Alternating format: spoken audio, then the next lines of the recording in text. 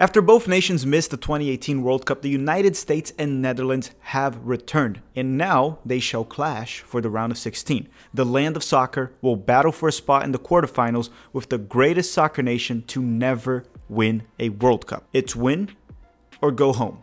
Hi, I'm Yan Filippo, and welcome to Tactical Manager TV, and welcome to another Ultimate, Super, Max, Plus, Pro, Max World Cup preview. This time between the United States and the Dutch. This is how it's going to go. First, we'll tell you when and where to watch the match, along with past matches between the two nations. Then we're going to go through the US men's national team news and updates, along with the projected starting 11. Then I'm going to do a full breakdown of the Dutch side and try to figure out how can we beat them.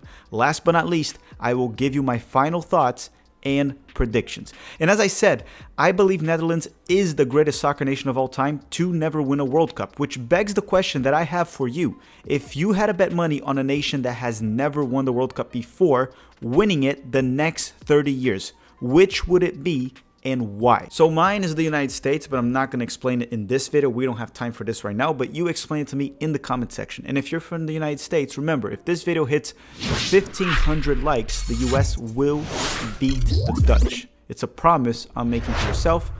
I fulfilled that promise against Iran, and I intend to do so once again. And if you're Dutch, hit the like button too. You never know, you might jinx us. All right, shall we start?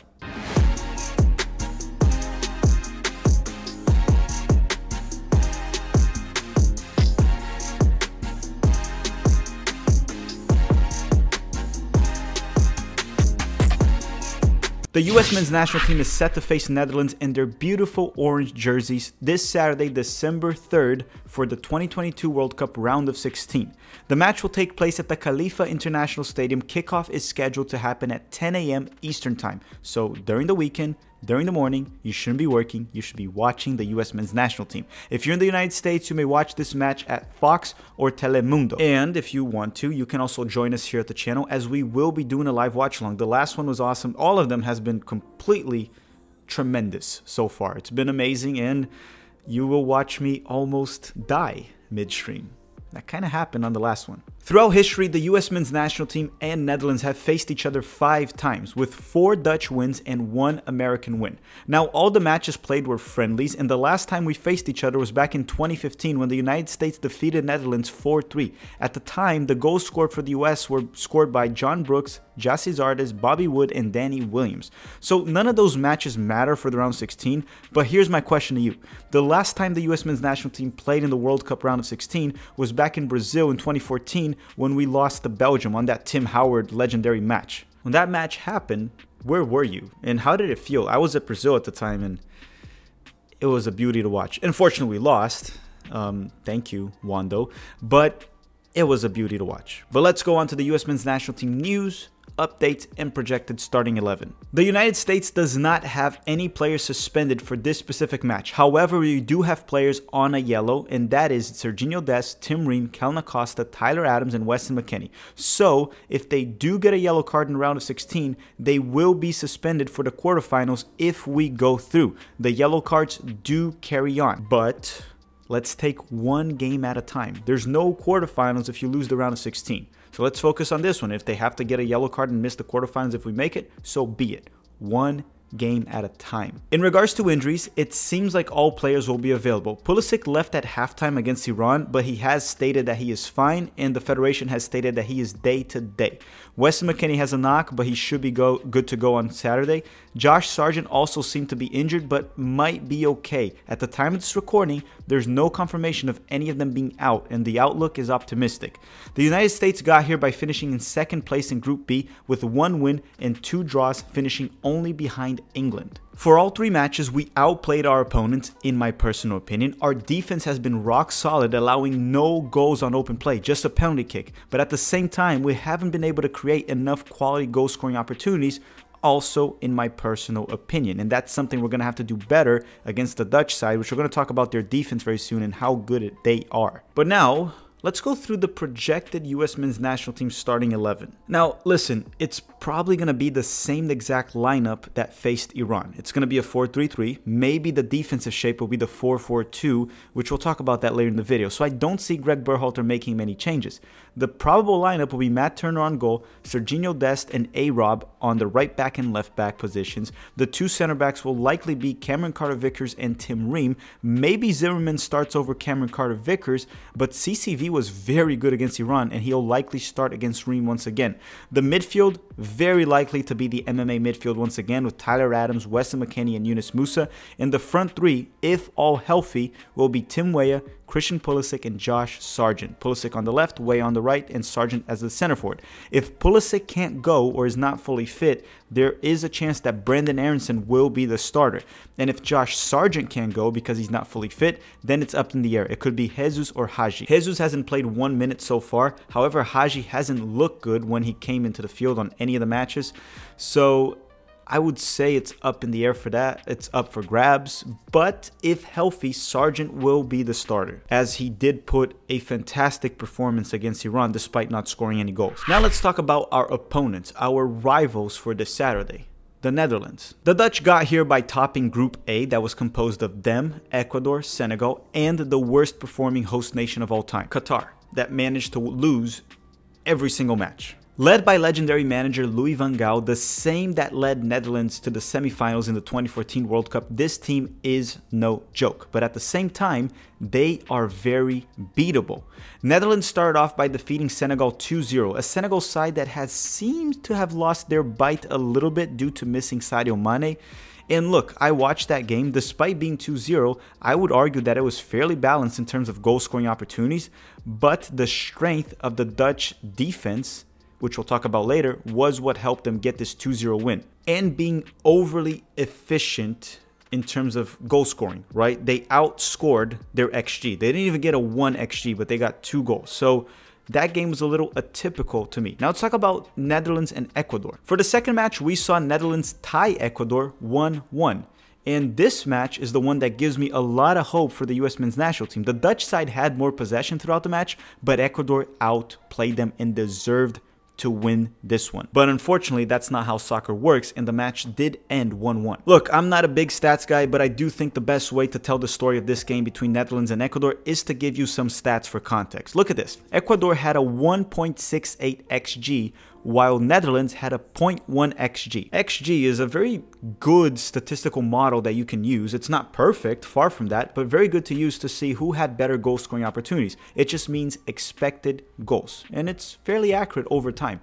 So that means Netherlands was expected to score 1/10 of a goal based on the opportunities they generated against Ecuador, while Ecuador was expected to score 1.68, so almost 2 goals. And the game ended 1-1. Netherlands pretty much didn't create anything to get a goal, but they got a goal. It was 1-1. That is what matters, but I'm just trying to give you the context that this team is beatable. Ecuador outplayed them. So again, as I said, my point, they are a very beatable side, even though they have not lost in the past 18 matches. For the last game of the group stage, they defeated Qatar 2-0, but that does not matter much because the opponent was Qatar. So I feel like almost everyone in the World Cup would beat Qatar.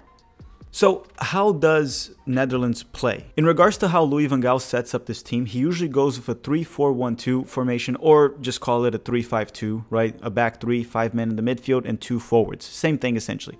Unlike past Dutch teams that were very good on defense but stacked on the forwards and midfielders, this team is a bit different. I mean, look at the 2010-2014 team. Robin van Persie, Arjen Robben, Schneider. You go back to the 90s, Patrick Kluivert, Bergkamp, Van Basten, Seedorf. Then you even go further in time to the 70s or even 60s. You can get Johan Cruyff, Neskins. But this team right now is kind of like the opposite. They're stacked on defense and just good enough with midfielders and forwards. Look, in the past, they've always had a good defense, but they were really heavy up top and in the midfield. It's the other way around now. They're very heavy on the defense, and then their midfield is good enough and forwards good enough. In this 3-5-2 formation, the back 3 will most certainly have Virgil van Dijk and Ake. And by the way, Van Dijk has been a bit shaky the past few months, far more than he has been in the past during his career. But he's still a world-class center back. The center back that will be next to Van Dijk and Ake can be either De Ligt from Bayern Munich or the young center back from Ajax that can also play as a right back, Timber. And Timber has nothing to do with that song from Kesha named Timber. The main guy to watch in the midfield is Frankie de Jong, the amazing central midfielder from Barcelona, despite having a rough season at Catalunya. Up top, you have Memphis Depay, also from Barcelona. That is always a problem to deal with, but he is nowhere near the level of past Dutch forwards that we just talked about earlier in this video. And then, alongside with him, playing as an attacking midfielder or also as a striker, you have Cody Gakpo. And this guy has been amazing. The PSV attacking midfielder slash forward has been balling out the past few months. I mean, in the World Cup, he has 3 goals in 3 matches. And for PSV this season, he has 30 goal contributions halfway through the season. Definitely someone we must stop if we want to go through. So I've been hyping up this Dutch team quite a bit throughout the video, but I've also been saying that they're beatable. If they are beatable and very good, there must be weaknesses that we can exploit. So let's talk about that. Alright, so this Dutch side does not have many weaknesses that you can exploit, just being completely honest with you, but there are 2 that I can think of while I was watching them. One of them is to exploit Blind. Yes, he is still their starting left wing back, the same one that played in the 2014 World Cup. I think Tim Weah and Dest can have their way against him. Now, outside of that, their defense is rock solid and their main strength. Another weakness is that they can look very pragmatic at times. If Greg Berhalter sets up that 4-4-2 mid-block that he did against England, blocking passes into the midfield and forcing them to go out wide, that can cause problems for that Dutch team in terms of goal-scoring opportunities. And they really do struggle to create and score. But as I said, this Dutch side is not as strong as past generations, but they are very well-rounded, a very tough team to beat, and very well coached by a coach that has a lot of World Cup experience. So what do we have to do in order to beat Netherlands? Or, sorry, what do I think we have to do to beat Netherlands? Essentially, play the same way we played England. If we do that, Netherlands will struggle to create and score. But this is a knockout round, and we need to have that killer instinct in the final third to score. We need to win the game. It won't be easy to score on what's arguably a top 3 defense in the World Cup, but I believe we have enough talent to do so. I guess my keys to victory would be set up in a 4-3-3, but defend on that 4-4-2 mid-block, forcing them to go wide and then press. My eyes, or at least the defense's eyes, would be mainly on De Jong and Gakpo, along with not leaving Memphis Depay in isolation. Exploit that left side with Blind, unless Van Gaal plays Malacia, which is unlikely. I think he's going to go with Blind, and then Tim Weah and Dest will be the way. Also, Serginho Dest scoring against Netherlands would be simply legend. Wait for it, because it smells like milk. Dairy. There you go. I'm a big How I Met Your Mother fan.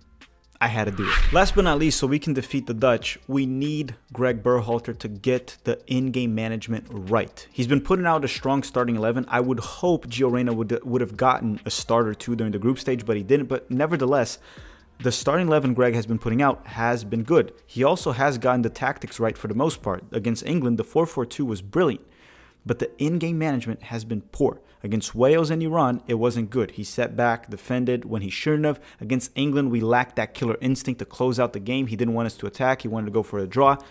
I don't care how he gets this result in this game. We need to win. If he gets a scrappy 1-0, so be it. I don't care. But if we're going to win, he needs to get the in-game tactics right. Listen, let me put it this way. If he keeps doing what he is doing, we have a chance of going through. If he does worse than what he was doing, we're not going through. Now, if Greg Berhalter gets the in-game management right and continues to put the strong starting 11 that he has been doing, I am 100% sure we will defeat the Netherlands. And if we defeat the Netherlands, we will likely play Argentina and Messi in the quarterfinals, which would be, I was going to do the legendary joke once again, but it would be legendary if we play Messi in the quarterfinals. But first, we have to beat the Netherlands, 1 game at a time. So what are my final thoughts and prediction for this match? Look, Ecuador has shown us that this is a very beatable side. Now, are they tough to beat? Of course they are. They haven't lost the past 18 matches. Their defense is rock solid, but they do also struggle to create quite a bit and look very pragmatic. Now, if Greg Berhalter gets it right, I believe we will go through. We have the talent to do so and the mentality. Our team is tough. I'm not going to lie and tell you that I fully trust Greg Berhalter yet. He does worry me quite a bit, but he has also grown a lot as a coach till the point that I believe Yes, I mean, there's a lot of question marks in regards to Greg Berhalter. We talked about it in the group stage, but at the same time, there have been improvements. He has let go of many of his favorites. Aaron Long didn't play in the World Cup. We thought he was going to start. Jesus hasn't played 1 minute. We thought he was going to be a locked-in starter. Arriola didn't even make the roster. I know Rodon and Morris are there, and Morris even got minutes, but we haven't seen them since. So there is reasons to be optimistic and to believe. So my prediction for this match is going to be US Men's National Team 2, Netherlands 1. We will go through in regular time. And I know it's hard to believe that we're going to score 2 goals on the Dutch, but I think we will. United States 2, Netherlands 1. And I have gotten the England prediction right, the Iran right, and I'm about to score a hat trick. And so are you. Make sure to smash the like button before you go. Thank you very much for watching. Don't forget to comment down below your predictions. Thank you for watching and have a great day.